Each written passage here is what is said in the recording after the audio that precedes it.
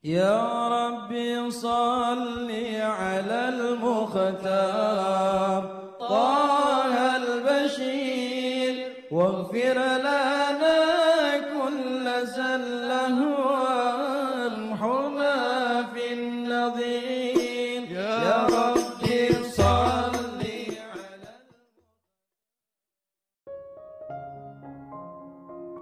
Bismillahirrahmanirrahim. Alhamdulillahirabbil alamin.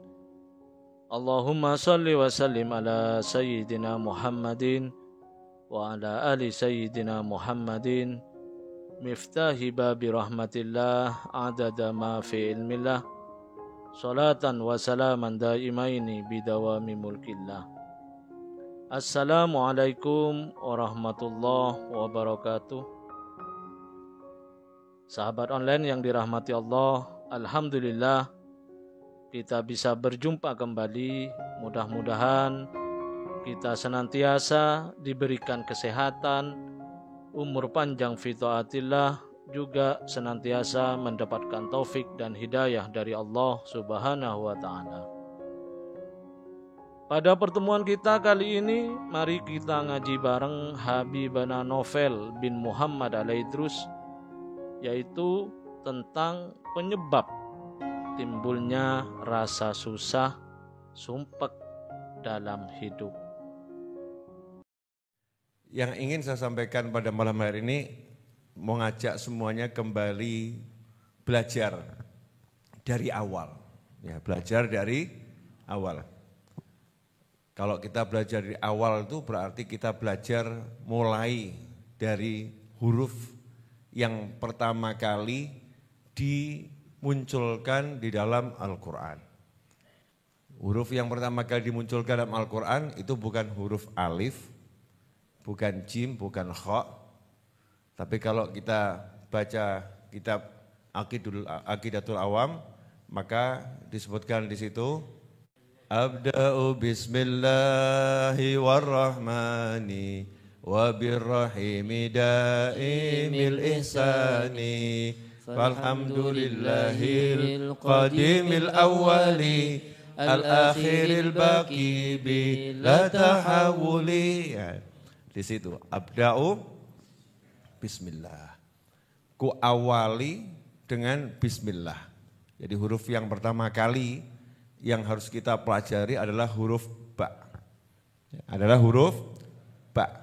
Jadi ba ini letaknya di paling ujung, ba. Ya, paling ujung.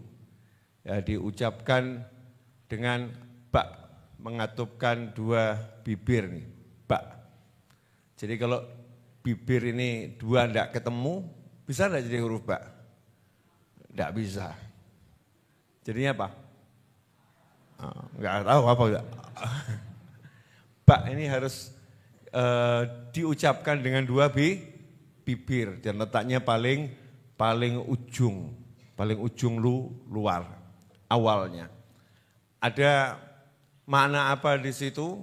Maka ba ini memang awal, tetapi dia juga ba itu yang menjadi akhir. Ya, dia awal dan dia yang menjadi akhir. Maka siapa yang pengen hidupnya awalnya bagus, akhirnya juga bagus, maka dia harus paham rahasia huruf ba.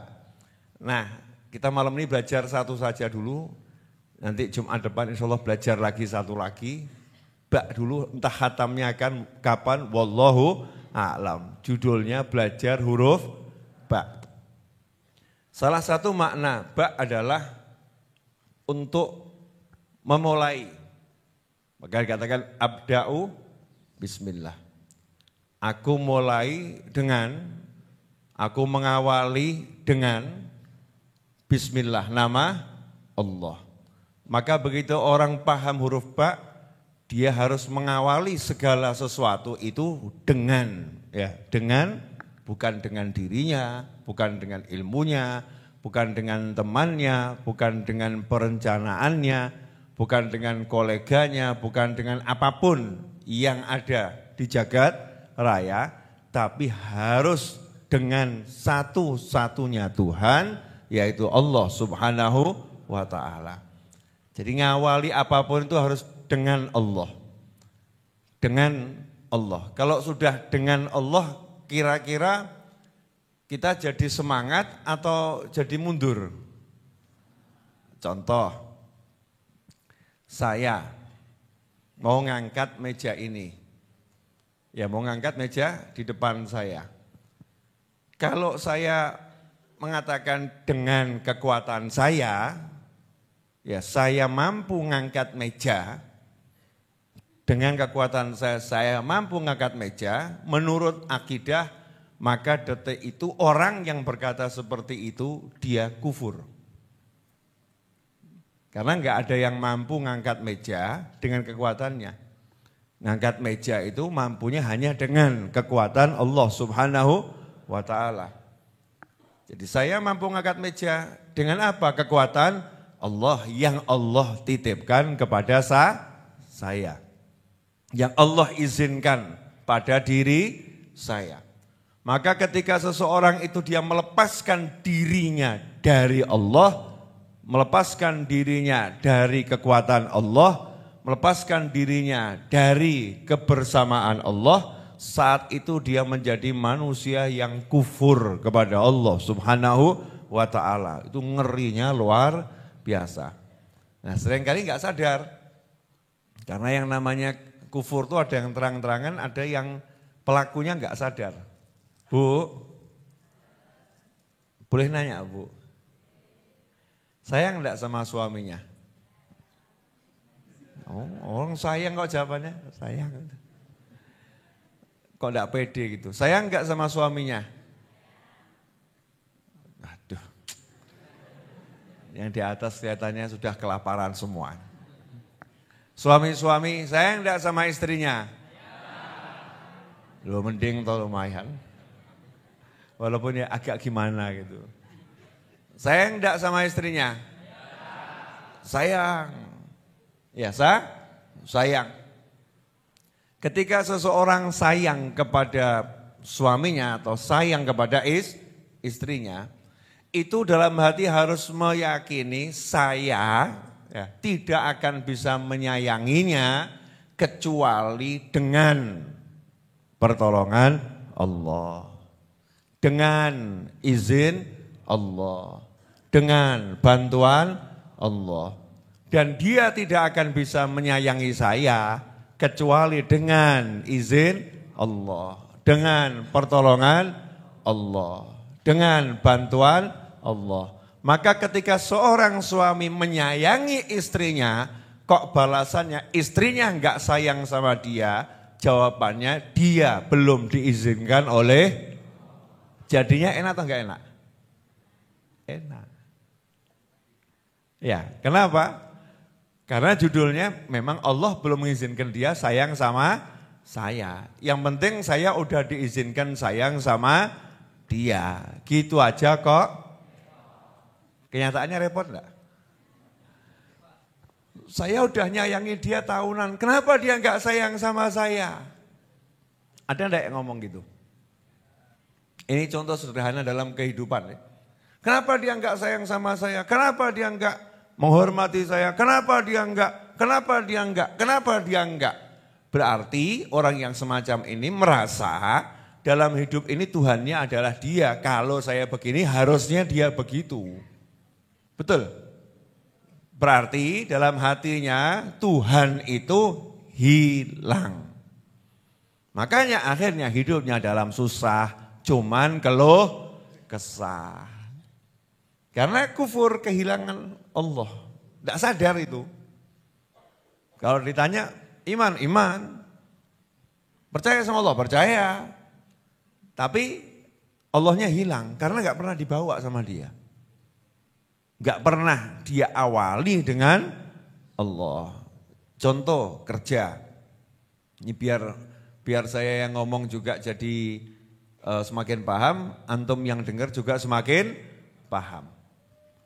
Contoh kerja, orang yang sudah kerja dari pagi sampai sore, istiqomah tiap hari dengan 70 karyawan yang setia, perencanaan yang matang, bahkan menggunakan EI untuk merumuskan perencanaan pekerjaan, dan juga dia menggunakan iklan lewat berbagai platform media sosial agar kerjanya sukses. Dan setelah diukur oleh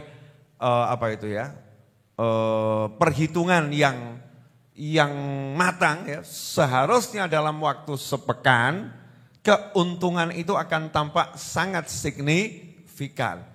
Tapi ternyata bukan cuma sepekan, 1 bulan yang ada bukan untung, yang ada rugi dan rugi dan rugi. Maka orang tadi berkata, semua sudah kulakukan, kenapa aku enggak mendapatkan keuntungan? Maka muncul di situ ada rasa nyesel, rasa susah, rasa berat, rasa enggak enak. Kenapa itu terjadi? Ini kok wajah-wajah enggak jelas, kenapa ini? Kenapa terjadi rasa-rasa semua itu? Karena apa? Karena di hati, ya, di hati dia menghilangkan Allahnya. Allahnya itu enggak pernah dibawa. Allahnya enggak pernah dijadikan sebagai awal segala sesuatu. Allahnya enggak pernah dijadikan sebagai penolongnya. Yang dia andalkan perencanaan, kematangan, keahlian, kekompakan, semangat, dan lain sebagainya. Ketika semua itu tidak menghasilkan apa yang dia mau, maka nyeselnya luar biasa. Berarti selama ini dia bertumpu, yang bisa ngasih aku keuntungan adalah perencanaan. Yang bisa ngasih aku keuntungan adalah semangat. Yang bisa ngasih aku keuntungan adalah jumlah karyawan. Yang bisa ngasih aku keuntungan adalah strategi yang jitu dan seterusnya. Ketika semua itu tidak menghasilkan, dia langsung, kenapa aku begini? Ya, kenapa aku semacam ini? Beda orang yang bawa Allah. Orang yang bawa Allah.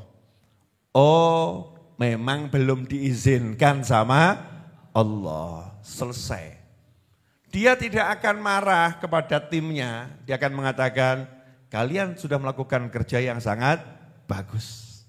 Kita sudah melakukan hal-hal yang hebat. Hanya izinnya saja yang belum turun. Jangan berputus asa, lanjutkan. Hasilnya beda atau sama tadi ini? Beda. Sama-sama gagal, tapi yang satu sukses. Betul ya? Sama-sama enggak dapat keuntungan, yang satu sukses. Kenapa? Hatinya selamat, pikirannya selamat, imannya selamat. Sehingga dia terus semakin energik, ya, semakin bersemangat. Nah, itulah yang dilakukan oleh para anbiya wal mursalin, yang dilakukan oleh para wali, yang dilakukan orang-orang soleh dalam menjalani kehidupan. Selalu dia awali dengan minta tolong sama Allah. Minta tolong sama Allah. Contoh misalnya, sederhana tadi ini. Ngangkat meja ini kalau ngukur pakai kekuatan kuat. Ada orang yang dengan pede ngangkat meja saya kuat. Angkat meja saya kuat. Lepaskan Allahnya. Dalam hatinya Allahnya hilang. Ya kalau Allah sayang sama dia, ya sayang sama dia. Itu kadang-kadang saking sayangnya sama Allah tunjukkan. Keberadaannya Allah itu ditunjukkan. Baru jalan mengangkat meja tiba-tiba gelundung stroke. Pertanyaan saya, naudzubillah min dzalik. Jadi kuat ngangkat? Enggak. Enggak jadi kuat ngangkat. Dan contoh yang begitu banyak atau sedikit? Banyak. Ya Pak? Banyak. Ada orang lagi yang pedenya luar biasa. Saya kalau ngelamar dia enggak mungkin ditolak. Masya Allah, berangkat ngelamar. Ternyata sampai tempat tujuan yang dilamar meninggal dunia. Saya mau nanya, jadinya ditolak atau diterima? Enggak sempat ditolak, enggak sempat diterima. Ini kan semua di luar yang dia mampu.